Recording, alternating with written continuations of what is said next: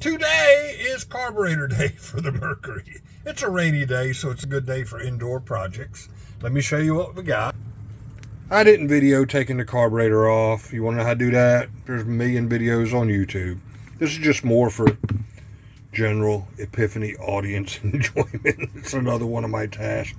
This is interfering with me getting other stuff done, but this is my only means of transportation to and from shore. So we're going to take this apart, clean it out. We did it a week or so ago. Still having some issues. I watched some more videos and did some more reading and found some passages that I should probably check.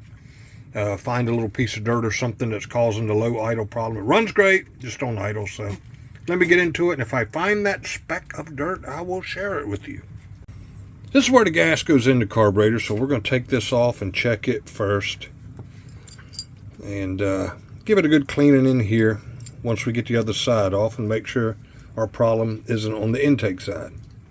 My handy 30x magnifying glass, and yowza, I see dirt in there. So let's get that cleaned out. Good news is the bowl is almost perfectly clean. You can see where I sprayed it out. Little teeny specks of dirt, that's enough to cause you problems. So let's take the float out and check the needle valve next. That's down in there. It's a damn shame. This little diaphragm here is what gives your carburetor a little extra squirt of gas.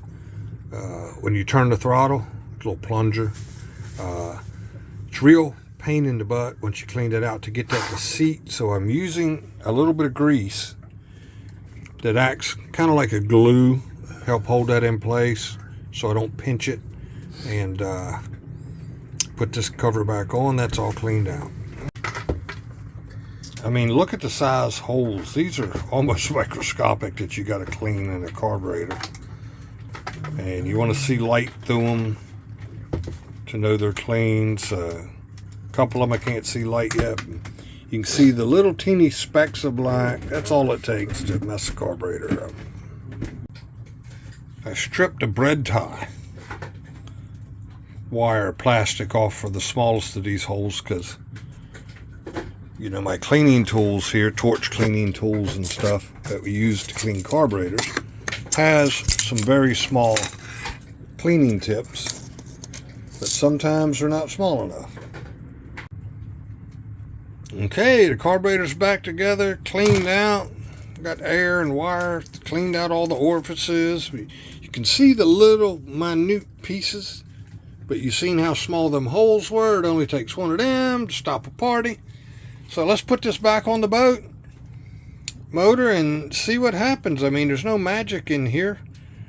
Just make sure she's clean. Look at that, idling pretty. Put her in gear, put her in reverse, go back to neutral, idle smooth as a kitten. Success! And here's the real sign of success. It's warmed up, the choke is off, and one pull start. I'm loving it. I'm Mick loving it. I'm Cruiser loving it.